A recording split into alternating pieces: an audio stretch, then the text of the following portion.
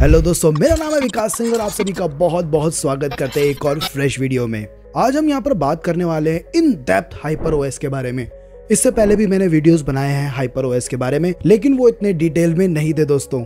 इससे पहले कहीं भी यूट्यूब में आपने इतने डिटेल में MIUI वर्सेस हाइपर ओएस का वीडियो नहीं देखा होगा। लेकिन दोस्तों यहाँ पर छोटा सा एक कैच है, हमने इसके अंदर थोड़ा सा ही पार्ट कवर किया है। यानी इसके अंदर हम lock screen, home screen, notification panel और कंट्रोल सेंटर की ही बात करेंगे। इसके अलावा होम स्क्रीन के अंदर ही हम इंक्लूड करेंगे ड्रॉवर को भी, क्योंकि वीडियो बहुत ज्यादा इन डेप्थ होने वाला है, तो इस पार्ट के अंदर हम इतना ही रखेंगे। अगली वीडियो के अंदर हम सेटिंग्स को कवर करने की पूरी कोशिश करेंगे, साथ में हो सके तो एक आध ऐप के बारे में भी आपको बता देंगे। तो चलिए शुरू कर दें यहाँ पर इसका फर्स्ट पार्ट। सो दोस्तों, दोनों ही जो डिवाइस है वो हमारे पास बिल्कुल सेम टू सेम ही है। यहाँ पर हम Mi 11 Lite Any का यूज कर रहे हैं। एक में हमने डाला है ग्लोबल वर्जन जो Xiaomi हाइपर ओएस का भी रिलीज किया गया है, और दूसरी तरफ है हमारे पास MIUI 14 जो कि लेटेस्ट अभी आता है इंडिया के अंदर। तो सबसे पहली चीज की जो बात करते हैं दोस्तों, यहाँ पर आप लोग देख सकते हो ये Android 14 के साथ में आता है, और जबकि ये Android 13 के साथ में आता है। दोस्तों आगे बढ़ने से पहले दोस्तों छोटी सी रिक्वेस्ट है, अगर आपने अभी तक भी वीडियो को लाइक नहीं किया तो फटाफट से लाइक कर लो, और इस तरीके की वीडियोस बहुत ज्यादा मेहनत लगती है बनाने में, तो यार सब्सक्राइब और कमेंट करके बताना जरूर कि कौन सा पार्ट आपको अच्छा लगा और क्या वीडियो आप नेक्स्ट देखना चाहते हो। दोस्तों कमेंट करो, थोड़ा सा रीच बढ़ती है, जिससे हमें भी बेनिफिट होता है और आपके लिए भी जो अच्छी चीज यहाँ पर अब आएगी। सबसे पहले हम लोग देख सकते हैं कि लॉक स्क्रीन कितनी ज्यादा डिफरेंट हमें देखने को मिल रही है। यहाँ पर आपने पुरानी वाली तो देखी है, साइड बाय साइड नई वाली भी दिखा रहे हैं। सबसे पहली जो चीज है, यहाँ पर हाइपर ओएस के अंदर काफी सारी लॉक स्क्रीन की कस्टमाइजेशन यहाँ पर देखने को मिल गई है। पहले ऐसा नहीं था दोस्तों, काफी सिंपल हमें कस्टमाइजेशन देखने को मिलती थी लॉक स्क्रीन पे, अब काफी ज्यादा भर के हो गया। सबसे पहले हम इसके ऊपर लॉन्ग प्रेस करते हैं, हम लोग यहाँ पर पैटर्न लगाते हैं, और पैटर्न लगाते हैं हमारे सामने इस तरीके का कुछ ऑप्शन देखने को हमें मिलता है, जो कि पहले इस तरीके से अगर हम लॉन्ग प्रेस करते थे तो कुछ नहीं होता था। तो यहाँ पर आप लोग देख सकते हो इस तरीके की हम कस्टमाइजेशन अब देख सकते हैं। इसके अंदर सबसे पहली चीज जो है यहाँ पर हमें देखने को मिलता है डेप्थ, जो है डेप्थ मतलब आप जो क्लॉक को है अपने, अगर आपने फोटो लगा रखी है तो अपने उसके पीछे लगा सकते हो। तो ये एक चीज़ है जो आप देख सकते हो। यहाँ पर अगर मैं बंद कर दूँ तो यहाँ पर कुछ इस तरीके से आप लोग देख सकते हो, मेरे ऊपर आ गया क्लॉक। अगर मैं इसको ऑन कर दूंगा तो क्लॉक मेरे पीछे चला जाएगा, लेकिन एक अप्रोप्रिएट अच्छी पोजीशन ढूंढनी पड़ती है। कई बार ये काम नहीं भी करता है। अभी जैसे कि कह रहा है कि आप, हाँ ये देखो अपने आप चला गया पीछे, तो ज़्यादा अच्छे से भी काम नहीं करता है, लेकिन हाँ इनके खुद के कुछ हैं, उसमें मैं दिखा देता हूँ आपको करके। यहाँ पर जैसे कि ये है, ये लड़की का है जैसे कि, तो इसमें लाइव जो है पीछे लिखा आ रहा है, देखो, तो ये एक चीज़ हो जाती है। इसके अलावा यहाँ पर ना आपको बहुत सारे फिल्टर देखने को मिल जाते हैं इस तरीके से। इसी के अलावा दोस्तों यहाँ पर क्लॉक का भी जो है आप अलग अलग चेंज कर सकते हो, क्लॉक स्टाइल। यहाँ पर जो लिखा हुआ है इसको भी आप यहाँ पे अपने हिसाब से लिख सकते हो, जैसे कि मैं लिखना चाहूँ यहाँ पर अगर विकास, तो ये कुछ यहाँ पर चीज़ें हो गई है। कुछ भी किसी भी तरीके से आप लिखना चाहे जैसे भी आप यहाँ पर लिख सकते हैं दोस्तों। और जैसे कि मैंने ये लिख दिया है, अब इसके बाद अगर मैं इसको यहाँ पर इसका डेप्थ एनिमेशन देना चाहूँ तो इसका मैं डेप्थ भी यहाँ पर दे सकता हूँ, जिससे कि ये इस लड़की के पीछे चला गया।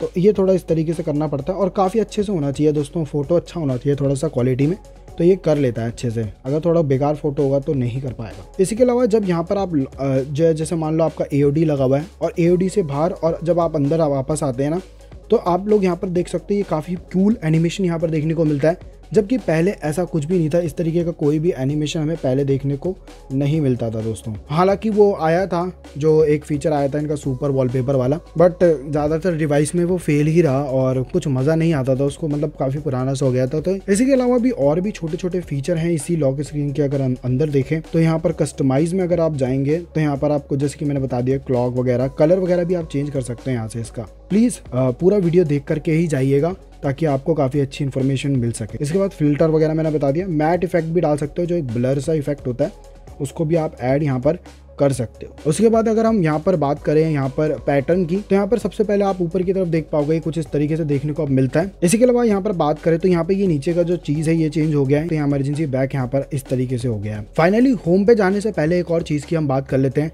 जब आप यहाँ पर ना बैक करते थे तो कोई एनिमेशन देखने को नहीं मिलता था, लेकिन अब जब यहाँ पर हम बैक करते हैं ना तो एक कूल एनिमेशन, ऐसे वापस आने का एक एनिमेशन देख सकते हैं आप लोग। पहले ये एनिमेशन नहीं था। सबसे पहली चीज़ तो यहाँ पर आइकन चेंज हो गए हैं। जैसे कि आप लोग देख सकते हैं काफ़ी सारे जो आइकन यहाँ पर, गैलरी का आइकन देखिए आप यहाँ पर, या फिर यहाँ पर थीम का आइकन देखिए आप, यहाँ पर सिक्योरिटी का सेम ही है बिल्कुल। इसी के अलावा और बात करें तो यहाँ पर आप क्लॉक का आइकन देख लीजिए, चाहे फिर वो यहाँ पर कैमरे का आइकन हो गया वो चेंज हो गया है। तो यहाँ पर ऑलमोस्ट सारे आइकन जो है वो नए हो चुके हैं, नए चेंज देखने को उसको मिल रहा है। यानी म्यूजिक का आइकन भी चेंज हो चुका है जैसे कि आप लोग देख सकते हैं। तो यहाँ पर विजिट के अंदर भी छोटा सा चेंज है, जो यहाँ पर आइकन थे ये आपको अलग देखने को मिलेंगे।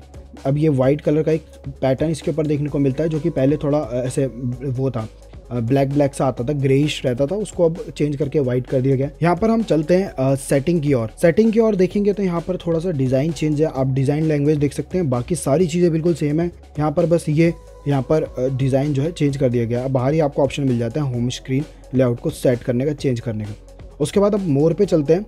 मोर के अंदर भी जो एनिमेशन वगैरह है वो बिल्कुल एकदम से सेम से ही देखने को मिलते हैं, लेकिन यहाँ पर काफ़ी सारे नए चेंज देखने को हमको मिल जाते हैं। सबसे पहले हमें होम स्क्रीन ही देखने को मिलता है और यहाँ पर कोई भी चेंज देखने को नहीं मिलता है। एक छोटा मोटा चेंज मैं बता देता हूँ फटाफट, अगर जो देखने को मिलता है। एक तो हमको यहाँ पर इन ऐप क्वारी मोड जो है वो हटा दिया गया है यहाँ से। इसी के अलावा नेक्स्ट चीज़ यहाँ पर ओपन सर्च आफ्टर ऐप, ये भी यहाँ से अब गायब कर दिया गया है। ये दोनों चीज़ें आपको नहीं मिलती है। इसी के अलावा अब हमें यहाँ पर गूगल डिस्कवर ही देखने को मिल रहा है, ऐप वॉल्ट का ऑप्शन अभी नहीं देखने को मिल रहा है। आपको यहाँ पर पहले देखने को मिल जाता था ऐप वॉल्ट और गूगल डिस्कवर में सिलेक्ट करने के लिए। अभी सिर्फ आप डिस्कवर को ऑफ कर सकते हैं या ऑन कर सकते हैं। नेविगेशन सिस्टम को यहाँ पर नीचे की तरफ कर दिया गया है। यहाँ पर जो आइकन साइज था उसको आप यहाँ पर चेंज नहीं कर सकते। बेसिकली यहाँ पर इस तरीके से देखने को अब मिल रहा है दोस्तों। नीचे की तरफ अगर हम और चीज़ों की बात करें तो यहाँ पर आपको ग्लोबल आइकन एनिमेशन का अब ऑप्शन देखने को नहीं मिलता है।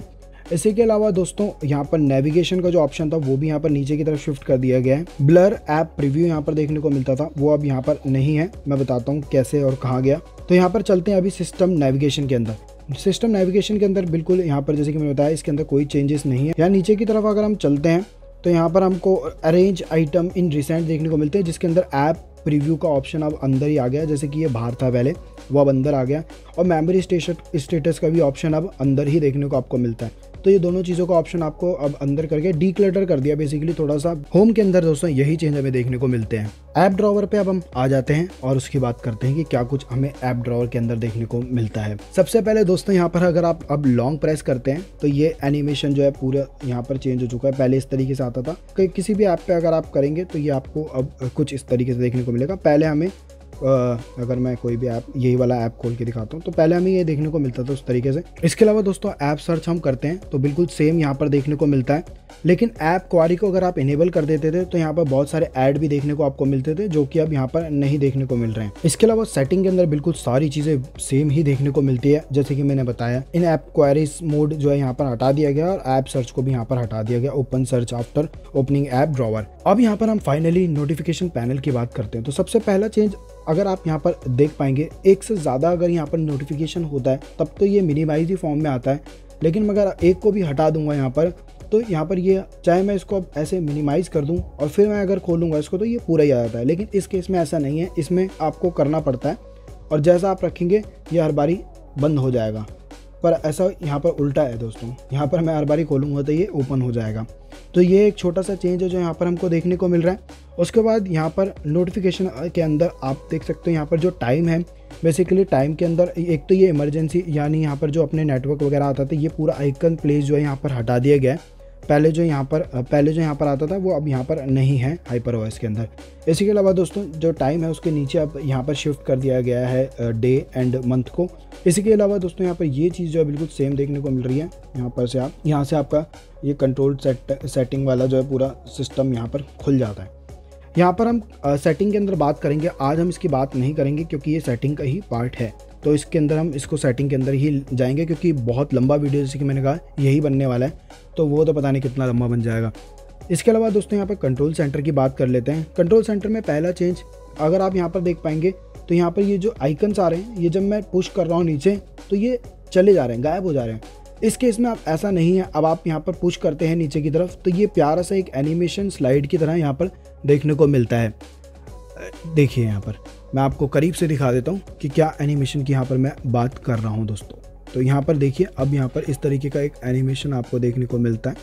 जो कि पहले देखने को नहीं मिलता था आइकन्स पे। नेक्स्ट हम अगर इसको खोल लेते हैं, खोलने के बाद जो है पूरा ही कंट्रोल सेंटर का जो यहाँ पर रीपोजीशन कर दिया गया है। यहाँ पर पहले आइकन के नाम आते थे, वो नहीं आते, पहला चीज़।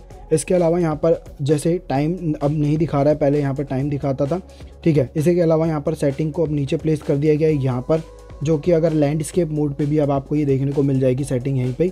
तो ये एक चेंज यहाँ पर देखने को मिल रहा है। इसी के अलावा जो एडिट बटन है, वो एडिट बटन को यहाँ पर नीचे की तरफ शिफ्ट कर दिया गया है।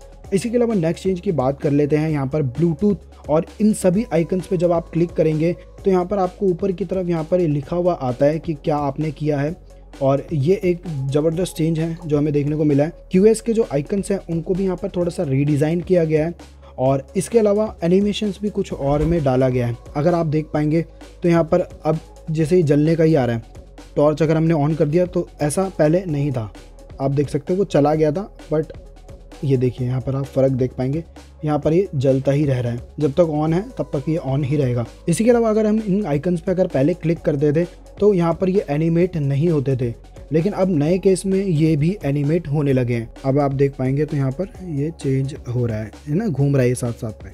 ऐसा ही इसके साथ भी है, वॉल्यूम पैनल के साथ भी कुछ ऐसा ही है। अगर मैं वॉल्यूम पैनल को भी आप ऊपर नीचे करता हूँ तो आप देख सकते हो वॉल्यूम पैनल का भी जो एनिमेट हो रहा है वो साउंड। पहले आप यहाँ पर इस तरीके से स्क्रॉल कर सकते थे, बट अब इन्होंने क्या किया है, इसको यहाँ पर पूरा ही एक ही जगह पे डाल दिया। अब चाहे आप जितने मर्जी यहाँ पर और ऐड कर लें, ये आपका स्लाइड होके ही नीचे होगा। तो अगर मैं दिखाऊँ तो ये अब आपका स्लाइड होके इस तरीके से ही नीचे होगा।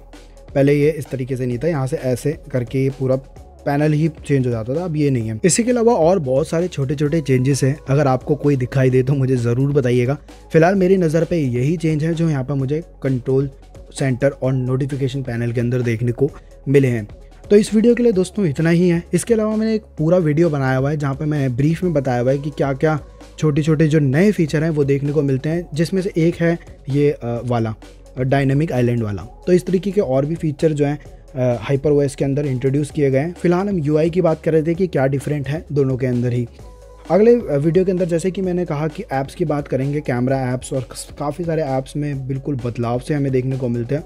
तो उसी के बारे में हम लोग बात करेंगे कि क्या कुछ बदलाव यहाँ पर देखने को हमको मिल रहे हैं कैमरा ऐप में और बाकी सभी ऐप्स के अंदर। मतलब अगर मैं गैलरी खोल के दिखा देता हूँ आपको, तो गैलरी में ही आप देख सकते हो पूरा नया UI है।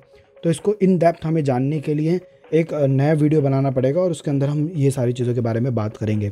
आई होप आपको ये वीडियो इंटरेस्टिंग लगा होगा, पसंद आए तो प्लीज़ यहाँ पर चैनल को सब्सक्राइब कर लीजिएगा, वीडियो पर जरूर से लाइक कर लीजिएगा, कमेंट करके ज़रूर बताइए कि वीडियो कैसा लगा। मैं मिलता हूँ दोस्तों इसी तरीके के एक और इंटरेस्टिंग वीडियो के साथ में, तब तक के लिए बाय बाय, नमस्कार।